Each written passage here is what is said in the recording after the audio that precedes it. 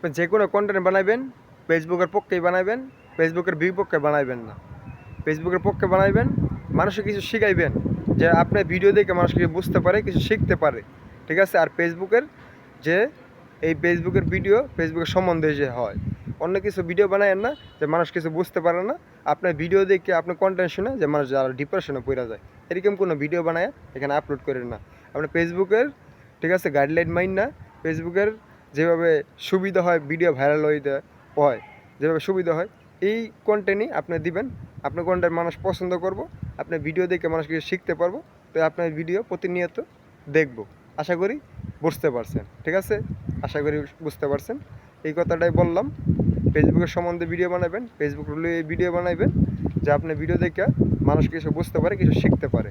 আপনি ভিডিও দেখে মানুষ কিছু বুঝতে পারলে, কিছু শিখতে পারলে আপনার ভিডিও প্রতিনিয়তই দেখবেন আপনার ভিডিওর ভিতরে হাজার হাজার ভিউ, লাইক, কমেন্ট চলে আসবে।